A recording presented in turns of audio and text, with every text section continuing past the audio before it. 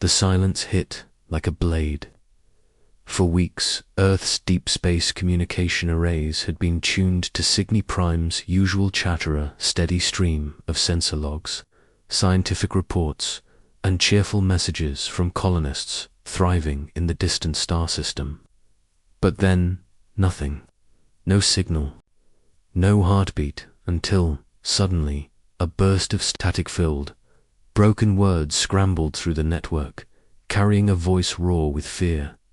"They're here, something worse than war. Save yourselves."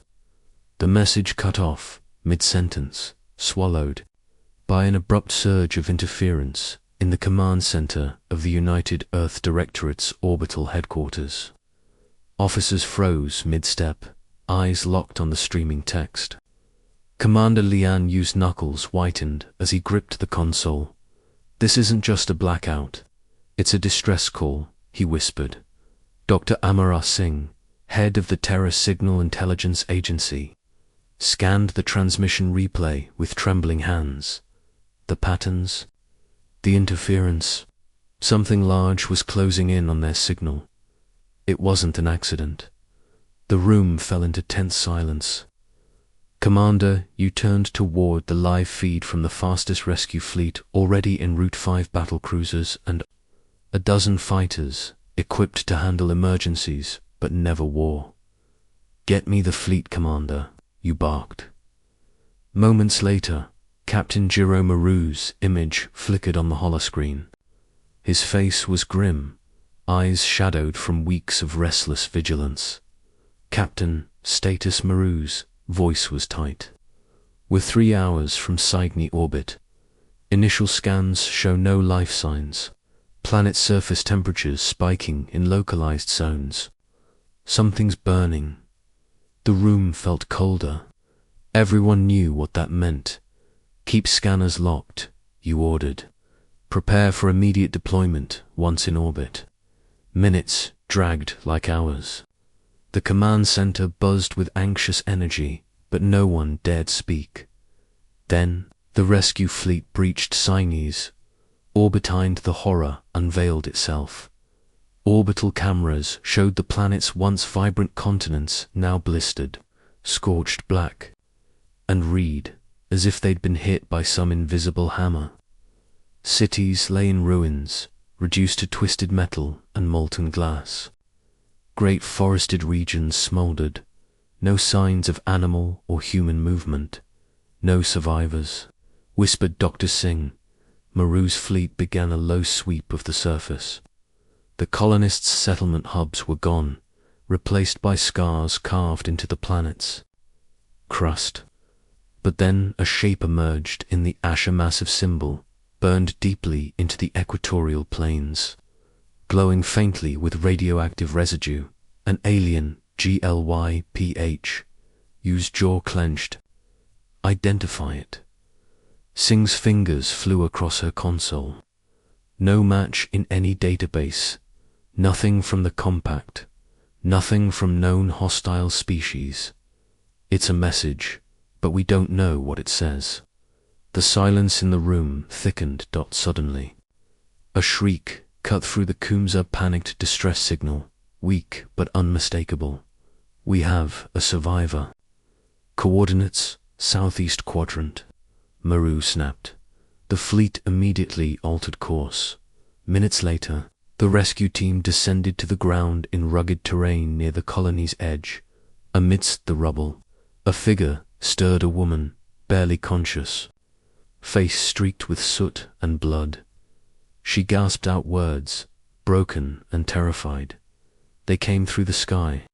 Not pirates, gods, no. Tell Earth to avenge us." Her voice cracked, then silence. "Commander," you knelt beside her, pressing a medkit to her wound. Who did this?" Her eyes fluttered closed, a last breath escaping like a sigh. Of doom, the message echoed in every mind in the command center. "Not pirates, gods." You straightened, turning to the assembled leaders and officers. "This was no accident," he said, voice cold steel. This was a declaration of war. Outside the window, Earth shone like a blue bacana, home far away but united in grief.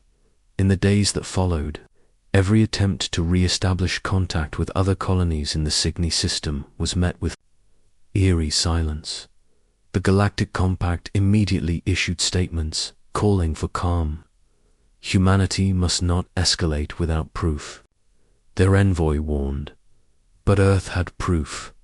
Images of charred remains, of the survivors' testimony, and of the alien glyph seared into the planet's surface, spread across every holoscreen on Earth. In classrooms, children stared silently. In homes, parents held their children tighter. And in the halls of power, the president of Earth, General Alara Dane, a veteran of countless wars and survivor of the Europa Rebellion, stepped forward. Her voice was steady, her eyes fierce. 1 colony lost, 2 million souls silenced. We were patient, restrained, and hopeful. She paused, letting her words sink in. But patience is not weakness. It is a warning, and that warning has been ignored. The room erupted in applause. Alara Dane turned to her advisors. Prepare the fleets. Begin Operation Retribution Protocol Omega. The news spread faster than wildfire. Millions across Earth and the colonies took up arms. Shipyards that had lain dormant roared back to life. Martian factories churned out neutron still holes. Lunar forges glowed red-hot and far from Earth. In the depths of space, the first of 700,000 warships began to awaken, each one a silent promise. Earth's surface was electric with unrest, across sprawling megacities and quiet towns alike. The news of Cygni Prime's destruction ignited a wildfire of grief, anger, and unyielding resolve. In the bustling streets of New Tokyo, Kayla Moreno stood at a crowded memorial, her eyes fixed on a massive holidays play, looping images of the fallen colony, crimson skies, blackened ruins, and a flickering ghostly outline of the alien glyph burned into the ground. She was just a girl when Prime was founded, but memories of her childhood visits there lingered like distant dreams. The laughter of friends, the warmth of community, the bright future now reduced to ashes. Her father had been one of the many colonists lost in the attack. Keller's hands clenched into fists as the crowd around her chanted, "No more silence. No more weakness." The Galactic Compact's emissaries arrived on Earth the same day. Their diplomatic cruiser glided through Earth's atmosphere, projecting calm and reason. Humanity must restrain itself, their envoy said.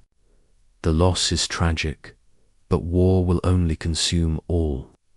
We ask you to seek dialogue, to find peace. Kayla spat on the ground. Peace, she muttered. They burned our home, my family. How do you ask for peace when a species commits genocide? In the United Earth Directorate's High Council chamber, the debate raged. Escalation risks annihilation, warned Ambassador Krell of the Jovian Syndicate. We must seek mediation, sanctions, containment. President Alara Dane slammed her fist on the table. Mediation. She growled. You want to hand over our dead on a platter. They don't want peace, they want submission. Her voice softened, but the fire in her eyes remained. Our patience was a bridge. They burned it. Now they will face the consequences. Across the galaxy, humans were not alone in their anger.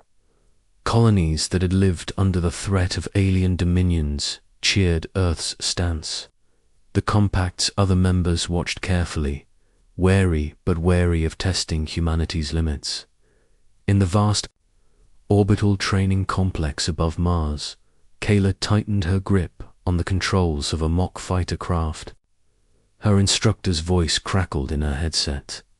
Focus, Moreno. Precision, not rage. Kayla bit her lip. Rage was all she had. Her classmates were the best and brightest pilots, engineers, strategists, each driven by personal loss. Each carried the weight of a world gone silent. Her best friend, Lieutenant Erin Tavros, leaned close. You gonna let the Zorkate break you? Keller's eyes flared. They'll break or burn. One or the other. The training was brutal, pushing recruits to their limits. But Kayla found strength in the camaraderie. The shared pain forged steel bonds. Meanwhile, Earth's shipyards operated at fever pitch. In the orbital yards circling Luna, thousands of hulls took shape sleek. Deadly vessels powered by AI cores from the post-singularity era, the likes of which the galaxy had only whispered about. From deep within the core of Mars, the Forge worlds churned out weapons that blurred the line between technology and art. Neutron steel plates layered with reactive armor, plasma cannons capable of frying entire fleets, and quantum computers humming with strategic genius. At a secret briefing, General Dane addressed the assembled leaders. We are not just building ships. We are forging the spear of humanity's wrath. She pointed to a holomap of the Zorkat Dominion's outer territories. The alien glyph from Cygni Prime flickered ominously. They believe we are divided. Weak, they tested us with one colony. Her voice grew cold. They were wrong.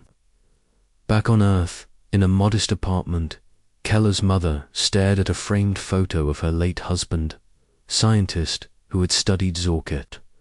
Biology. Her voice trembled as she spoke to Kayla over a secure line. Promise me you'll come back. Kayla swallowed the lump in her throat. I promise, Mom, but I won't stop until they pay for what they did.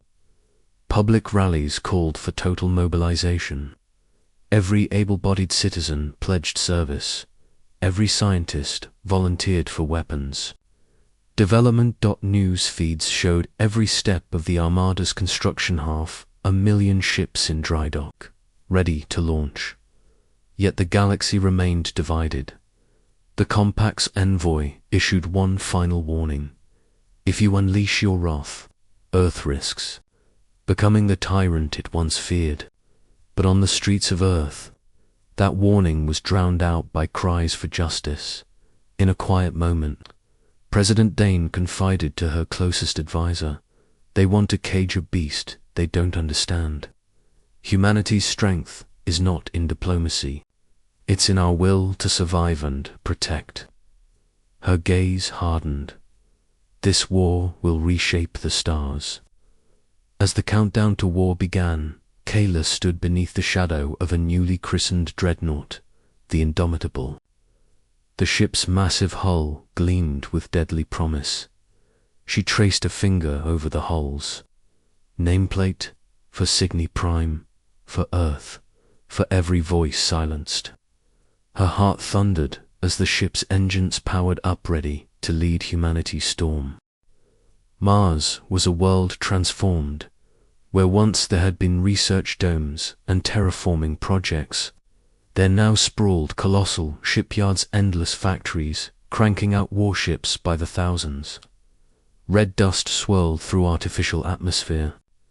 Vents, mingling with the heat and roar of fusion forges, laser cutters, and plasma welders. The pounding of massive industrial machines echoed across the plains like a relentless heartbeat. Kayla Marino stood on a raised platform overlooking the main dock, her boots planted firmly on the steel grating. The hum of activity was overwhelming, but she focused on the sight before her. Row upon row of colossal vessels, their hulls gleaming with the cold sheen of neutron steel. 700,000 ships, no other species in known space had ever mustered. Such a fleet, Her fingers brushed against the side of the fighter she was about to pollute a sleek, deadly craft designed for speed and agility. But it was nothing compared to the dreadnought looming nearby, the flagship Indomitable. A floating fortress bristling with weapon batteries and armor layers so thick they could shrug off most enemy fire. "Recruits, form up for inspection," a gruff voice called out. Kayla snapped to attention, joining her squadron for a roll call. Around her were the finest warriors Earth had assembled: pilots, engineers, tacticians, soul united by a single burning purpose. Vengeance. The war machines were powered by the latest AI cores, some relics from the long-dormant post-singularity era. These sentient warships had been locked in stasis for decades, awaiting a moment just like this. A soft, almost whispering voice hummed through Keller's Kumlinka warship AI, codenamed Titan Prime. "Ready to awaken," it said. The idea of machines that thought, strategized, and fought alongside their human commanders both thrilled and unnerved her. But humanity had no choice. Against an enemy like the Zorket, only raw power combined with unyielding intelligence would suffice. In a command tent near the docks, Dr. Amara Singh stared at a swirling hologramma 3D map of Zorkat space. The alien glyph from Cygni Prime rotated slowly, casting eerie shadows. She tapped a datapad, bringing up intercepted communications and espionage reports. "We've confirmed their identity," she told General Dane, who stood beside her. "The Zorkit are a hive civilization, ruthless and expansive. They have no regard for life outside their swarm." Dane's jaw tightened. They believed destroying one colony would break us. Instead, it's forged an armada. Meanwhile, deep within a hidden chamber beneath Luna's orbital ring, engineers loaded the last of the new quantum war core into the largest dreadnought ever built, the Colossus. It was a ship designed not just to fight, but to dominate entire battlefields. Kayla found herself drawn there, walking the gleaming corridors. The hum of the cores filled the air like a heartbeat made of light. A veteran pilot approached her. "You know what they say, Moreno.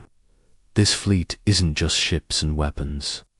It's a promise to anyone who dares threaten humanity again." Kayla nodded. "It's the scream of every lost colony, every broken family."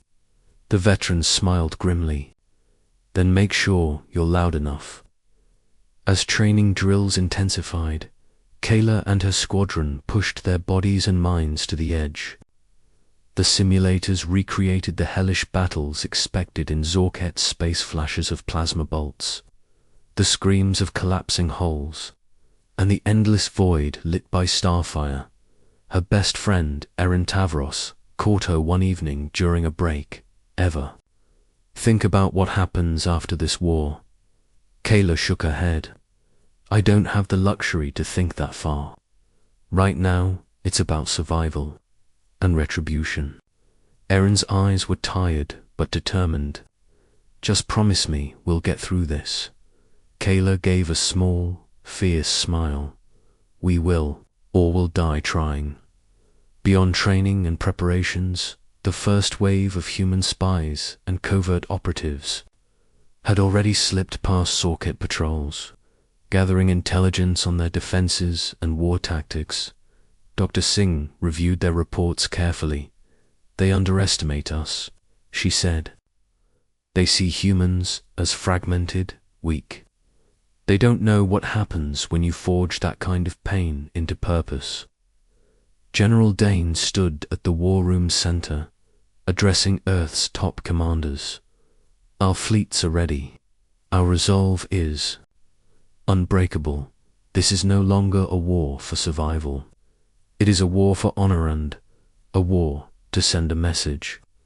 A hush fell over the room as Dane's eyes swept across the assembly. "When we launch, We become the storm no one can outrun. That night, Kayla sat beneath the twin moons of Mars, staring up at the stars, each one a distant home, a distant battle waiting to ignite. The fleet launch was imminent. Her thoughts drifted back to Cygni Prime, her father's laughter, her mother's worried smile, the colony's hopeful future.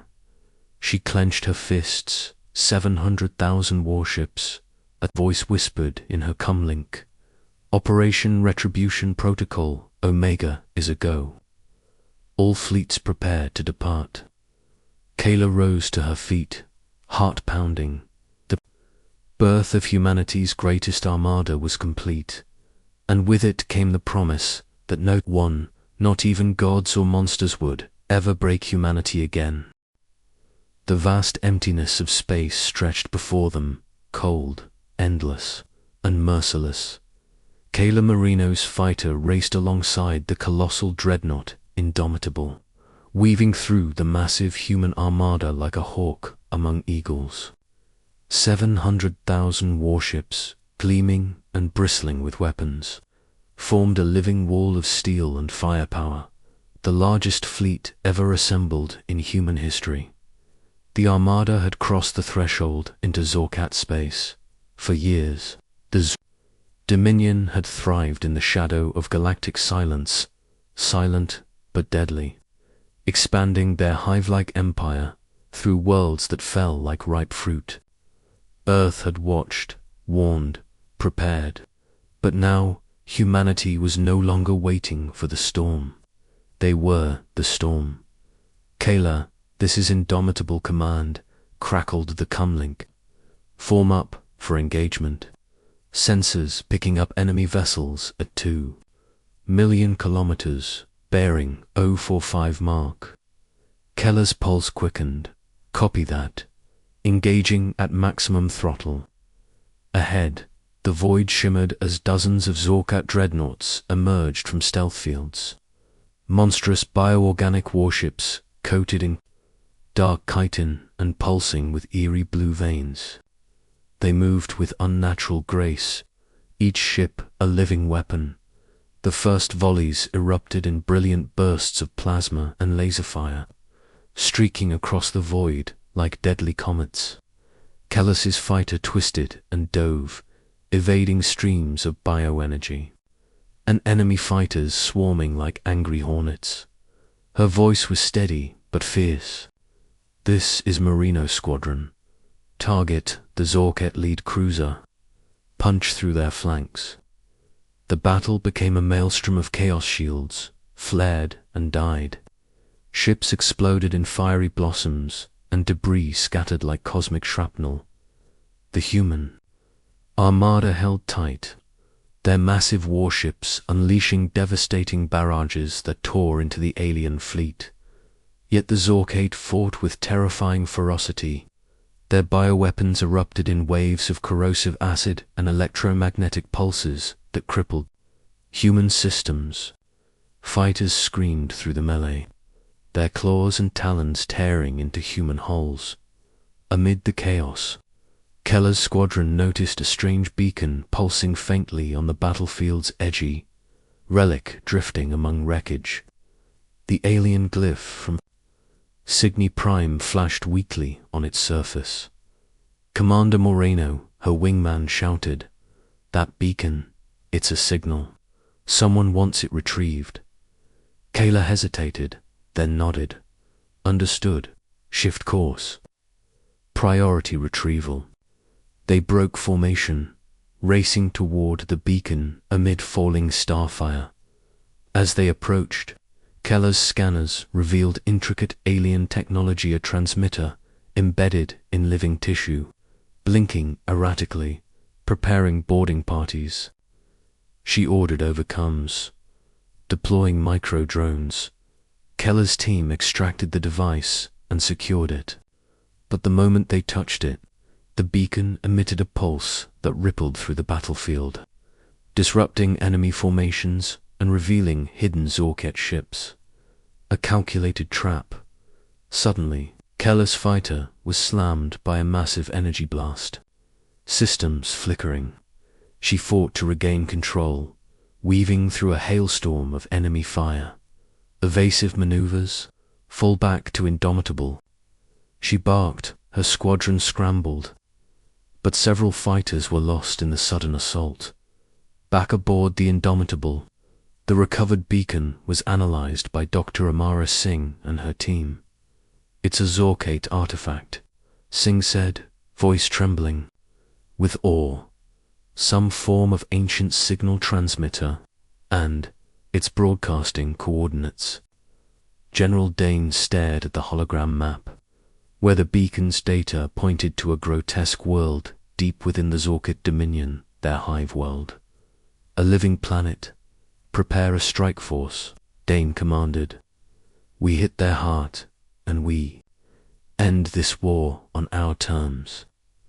Kayla stood silently, the weight of the mission sinking in. To attack the hive world was to invite annihilation. But to retreat meant accepting defeat. The Armada reorganized, warships forming a deadly wedge aimed at the alien core in the fighter bays. Kayla looked to her wingman. "Remember this moment," she said quietly. "This is what humanity fights.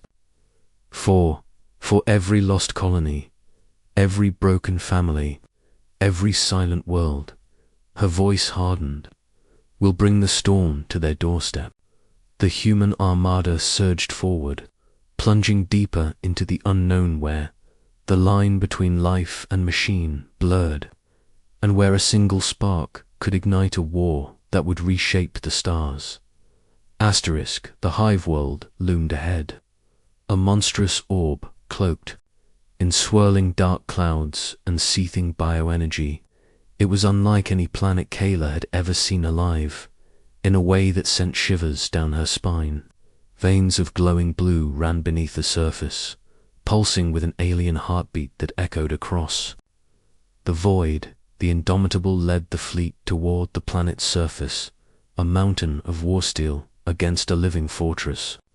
The massive dreadnought unleashed salvo after salvo of plasma and railgun fire, carving fiery scars into the planet's outer defenses.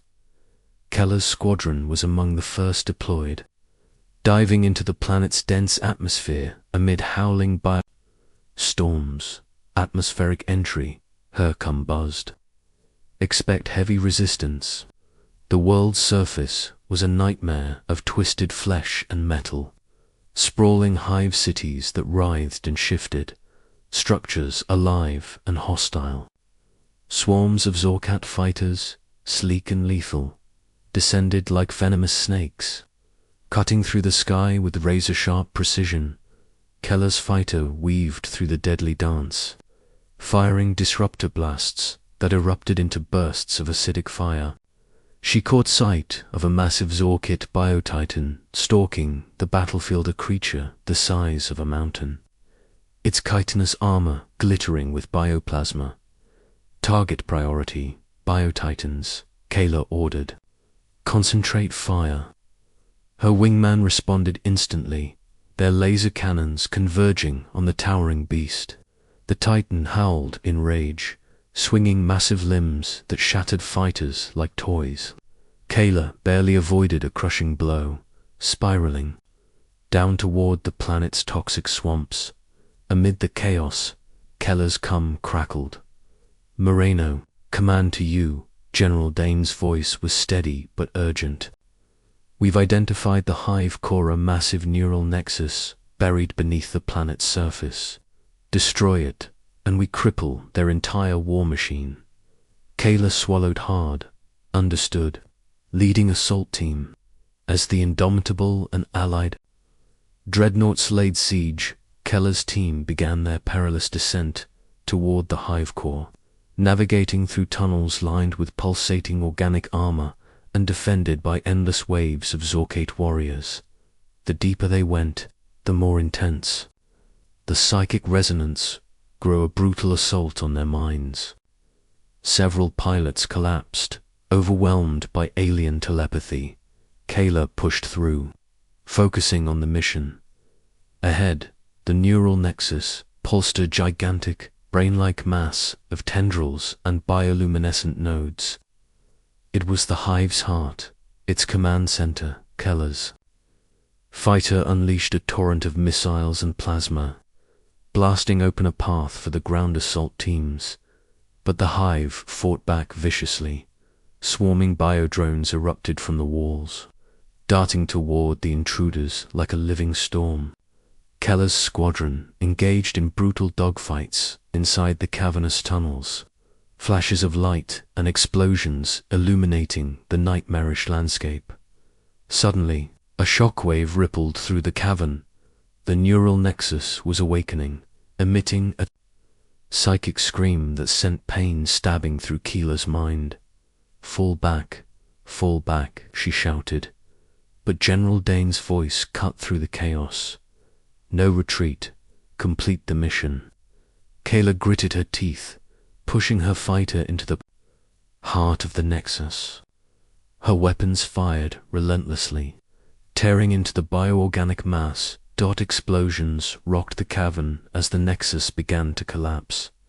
Keller's squadron fought, their way out as the hive world convulsed, the surface rupturing in violent eruptions of fire and bio-plasma back aboard the Indomitable. Keller's hands trembled on the controls. They had dealt a crushing blow, but the cost was clear. The hive was dying, but so were many of their own. General Dane's voice came through again. This war is far from over.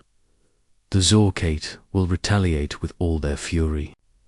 Kayla stared out into space, the void suddenly colder.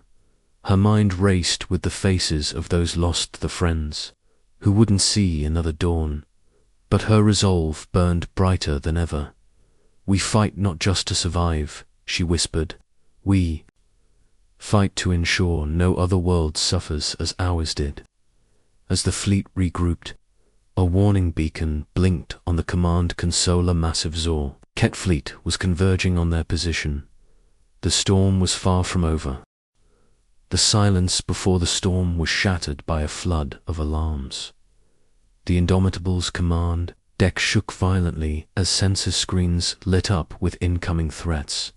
A vast Zorkate fleet, far larger and more ferocious than intelligence had predicted, was charging toward the human armada like a tsunami of claws and teeth. Kayla Moreno gritted her teeth in the cockpit of her fighter. Her squadron scrambled into formation, engines screaming as they prepared for the onslaught. Enemy fleet bearing 060 mark, closing fast, the tactical AI warned. Estimated time to engagement, for minutes. General Alara Dane stood before the fleet commanders, her face a mask of calm steel. This is what we prepared for, she said, voice resonating through the bridge. Hold the line, every ship, every pilot, this is our moment. The first wave hit like a hammer. Warships surged forward, unleashing torrents of bioplasma and corrosive acid. Human shields shimmered under the onslaught, but the enemy's numbers were overwhelming. Kayla dove into the fray, her fighter darting through enemy formations, targeting Zorket bombers that tried to cripple the dreadnoughts. Her wingman, Erin Tavros, called out, "Overcomes, Kayla. We're losing Bravo 3. Repeat, Bravo 3 is down." Keller's heart clenched as she witnessed a fiery explosion where her comrade had been. "Hold tight, Erin. We'll avenge them." The battle was a whirlwind of destruction. Ships exploded in blinding bursts, debris and plasma trails marking deadly paths through the void. On board the Indomitable, General Dane coordinated counterattacks, her eyes never leaving the tactical displays. Suddenly, a new threat emerged: massive biotitans, the monstrous living war machines of the Zorket, descended upon the fleet. They were unstoppable forces, tearing through ships like paper. The human armada's weapons barely scratched their armored hides. Kayla engaged one Titan head-on, weaving through its thrashing limbs and delivering precise plasma strikes to exposed nerve clusters. The Titan roared in pain, but retaliated with a blast of bioelectricity that sent Keller's fighter spiraling out of control. Eject. Eject. Her co-pilot screamed, but Kayla clenched the controls, pulling out of the dive with a furious burst of thrust. This fight isn't over, she growled. Across the battlefield, human dreadnoughts unleashed their secret weapon, torpedoes designed to disrupt the Zorkit-S bioenergy matrix. Explosions rippled through the enemy ranks, crippling Titans and scattering fighters. But the Zorket retaliated with their own horrors wave after wave of bioengineered swarms that overwhelmed human defenses. Amara Singh's voice crackled over the cum.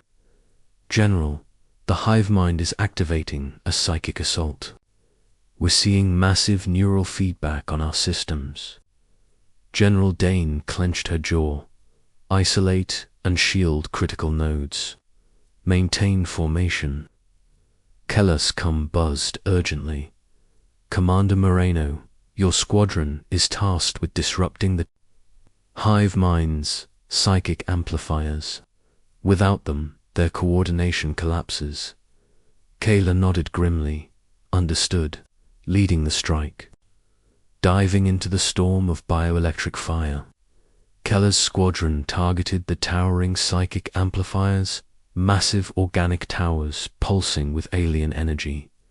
They fought through desperate defenses, taking heavy losses but managing to plant explosive charges. As the charges detonated, the psychic assault faltered. The Zorkate fleet's cohesion crumbled, their attacks becoming chaotic and uncoordinated. The tide of battle shifted. General Dane seized the moment, ordering a full fleet counterattack. Keller's fighter tore through enemy lines, her heart pounding. With a mixture of fear and fierce determination, suddenly, her comlink exploded with static. Harin Tavros's voice broke through, strained and fading. Kayla, don't stop, fight, then silence. Keller's eyes burned with tears she refused to shed. This is for you, Erin, she whispered. Diving back into the fight, the battle raged on for hours, each moment a razor's edge between survival and annihilation when the final Zorkate ship exploded in a spectacular supernova of fire and debris. The human armada held its ground, bloody but unbroken. General Dane addressed the fleet, her voice steady but heavy. We have survived the storm, but the war is far from over. Kayla looked out at the distant stars, feeling the weight of every lost friend. Every shattered world, she knew one truth above all humanity had unleashed a storm no one could contain. Asterisk. The aftermath of the battle was a hollow victory. While the human armada regrouped and repaired, whispers spread like wildfire through the fleet's corridors, rumors of sabotage, of hidden traitors embedded deep within Earth's command. Kayla Moreno sensed the unease the moment she stepped aboard the Indomitable's command deck. The usual hum of focused activity was punctuated by sharp glances and hushed conversations. General Alara Dane called an emergency council. Evidence has surfaced, Dane announced grimly. Someone within our ranks has leaked critical intelligence. To the Zorket, this betrayal cost us lives and nearly our fleet. Murmurs rose among the commanders. Keller's heart sank. After fighting a relentless enemy, now they faced enemies in their own midst. Dr. Amara Singh presented her findings, intercepted encrypted transmissions, traced back to a high-ranking intelligence officer aboard the Indomitable Commander Vance. Keller's eyes narrowed. Vance had always been a shadowy figure, brilliant but distant. Now he was suspect number one. Commander Vance is in custody, Dane said. Interrogate him. Find out everything. As the council disbanded, Kayla lingered, her mind racing. How deep does this run? She wondered aloud. Is it just Vance, or are there more? Her wingman, Lieutenant Mara Chen, joined her quietly. Some say the Zorket have agents planted since before the war, Mara said. They've been manipulating us, feeding us false intel. Keller's fists clenched. We can't afford to tear ourselves apart now. Suddenly, an alarm blared a security breach in the ship's databanks. Sabotage confirmed. Singh's voice came over comms. Critical systems are being compromised. Panic rippled through the crew. Kayla dashed toward the control center, her mind racing. Inside the data core, she found Vance's deputy, Captain Yarrick Holt, frantically trying to isolate the breach. Kayla. It's worse than we thought, Holt gasped. There's a mole on board, someone with access to the fleet's deepest secrets. Keller's gaze hardened. We root them out. No one's above suspicion. Days passed in tense vigilance. The crew operated under lockdown protocols. Every officer's movements monitored. Keller's squadron remained combat-ready. But the shadow of betrayal hung heavy. Late one night, Kayla received an encrypted message from an unknown source. Meet me in the lower docking bays. Alone, I have proof. Her instincts screamed danger, but curiosity won. She slipped through the corridors. Heart-pounding. In the dim light of the docking bay, a figure stepped forward. Young intelligence analyst named Lyra Dane. No relation to the general. I know who the real traitor is, Lyra whispered. It's not Vance. He's a pawn. Keller's eyes searched Lyra's face. Who then? Lyra handed her a dataship. Someone on the council. Someone with the power to betray us all. Before Kayla could ask more, the emergency lights flickered. Intruder. Alert blared the ship's PA. They had been discovered. Kayla grabbed Lyra's arm. Run. They sprinted through twisting corridors as alarms echoed behind them. In the command center, General Dane stared at the flickering tactical displays, unaware that the enemy's shadow had penetrated deeper than anyone imagined. Keller's mind raced. Trust was breaking down, and with it, the very foundation of humanity's war effort. She knew one thing: the greatest battle was no longer just against the Zork-ET, it was against the darkness within. The dim corridors of the Indomitable echoed with footsteps urgent, chaotic but precise. Kayla Moreno and Lyra Dane ducked into a maintenance hatch. The stolen dataship clutched tightly in Lyra's trembling hand. They were hunted, but the truth was finally within reach. We have to expose the traitor, Kayla whispered, eyes scanning the shadows. Who's behind this? Lyra's face was pale but resolute. The general's closest advisor, Admiral Coronvale. He's been feeding the Zorkid intel to prolong the war and seize power when we're weak. Keller's breath hitched. Admiral Vale was respected, trusted even, but the evidence on the chip was damning. Encrypted communications, detailed fleet movements, and orders sabotaged from within. We need proof, and we need to broadcast it. Fleet-wide, Kayla said. Lyra nodded, determination sharpening her features. They hacked into the ship's communication hub, racing against time. Suddenly, security alarms blared again. Contain the intruders. Vale's voice crackled over the intercom, cold and commanding. Keller's pulse pounded as armed guards flooded the corridors. We can't hold them off much longer, Lyra said urgently. Keller's mind flashed back to all they'd lost: the colonies, the comrades, the relentless fight. This war ends today, one way or another. They fought through waves of guards, pushing toward the main broadcast array. In the command deck, Admiral Vale stood before General Dane, calm but defiant. "You underestimate what I'm doing," Vale said. "Sacrifices are necessary for humanity's future. You're too soft." Dane's voice was steady steel. "Betrayal isn't strength, Vale. It's weakness." Suddenly, the ship's systems flickered. Then the broadcast array erupted with the stolen transmissions. Screens across the fleet lit up with undeniable proof of Vale's treachery. Kayla burst into the command room, weapon ready. Vale's eyes narrowed. "So, you're the thorn in my side." Before Vale could react, security forces overwhelmed him, handcuffing him swiftly. General Dane looked at Kayla with quiet gratitude. "You did what many couldn't." Kayla allowed herself a brief nod. The weight of the battle finally lifting. With the traitor exposed, the fleet rallied. The Zorket, sensing their advantage lost, retreated into the void. The war was far from over, but humanity had delivered.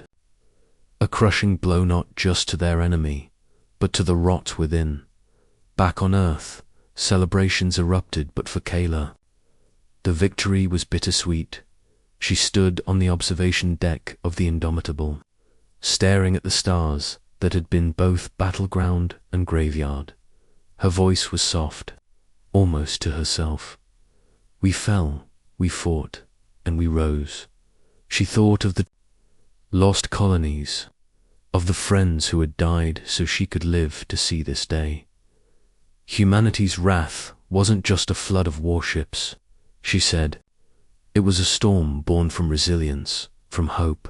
And as the Armada set course back to Earth, Kayla knew their fight was not just for survival, it was for a future worth living, a future they would build.